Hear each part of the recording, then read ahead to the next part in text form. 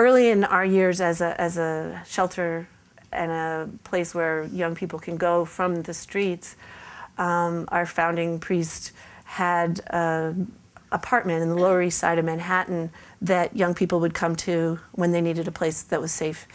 And one night there was a kid who couldn't fit. They had to turn him away. They didn't have enough beds. They didn't have enough mats on the floor. And they just said, no, I'm sorry, you know, there's no room at the inn.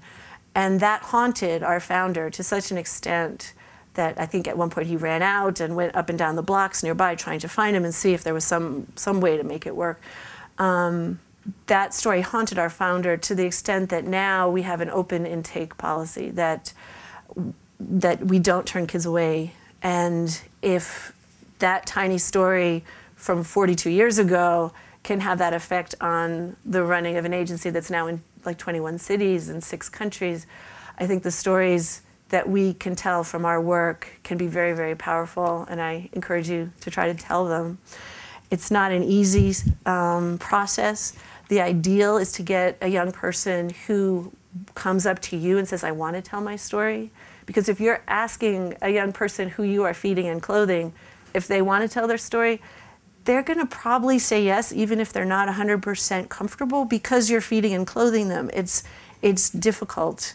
It's a difficult exchange. I've always fantasized about when we were trying to find the kids for our book, if we could only just say, who wants to tell their story? Give us your 200-word synthesis of what your story would be and have a contest, and we'll choose the most interesting stories. That was one little fantasy I played through. The kids have to be comfortable telling what they've been through. They often will be re-traumatized if they're telling what they've been through. So we always wanted to make sure that we had in place people in the background who would be there to counsel them if they got upset from the triggers that they had to go through in recounting in great detail everything that had happened to them that was bad. So, and it's also very difficult to find a journalist sometimes. You may not have one on your staff. You may not have one in your Rolodex.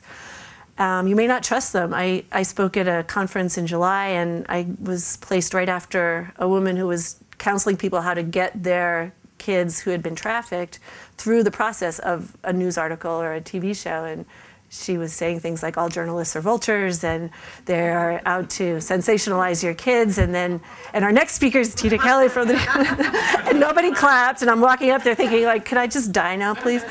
But she was right. There are people out there who approach a story in a very quick fashion. I believe that they have good intentions, but if you just sit down with them ahead of time and make sure they understand the gist of your work and the gist of what the kids have been through and the dangers of what could really happen if a kid's anonymity was damaged, if that kid is shown in profile, but everybody in that kid's group home knows who that kid is, then they could get really harmed from the news story and the revelations that come out in it. So it's valuable to sit with the kid and make sure that they know that they don't have to answer a question they don't want to answer. Do pre-interviews to make sure they're not tripped up by questions that'll come out. Ask the reporter to read the quotes back. Most reporters won't show you a story right before it goes to press because they're not allowed to. But a good one will read the quotes back to make sure that nobody's misquoted. And there are ways to make it work well. There are ways to find reporters who are in journalism schools who need to do a long project. They might want to take on an aspect of your work, a young person who seems to be the perfect story. You need 2 or 3 backups for that young person because things happen. Things fall through, kids move, kids decide they don't want to tell their story. And you might want to call some of the local publications, especially ones that use freelancers, and say, who's a freelancer who would want to pitch a story like this? Because I'd like to reach out to that person and let them know that we have stories that are really valuable and need to be told. So I hope that you're able to do that with your agencies and get the stories out, because it's such a primal urge to tell what people have been through.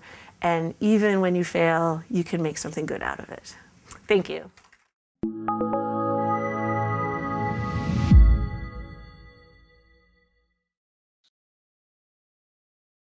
you.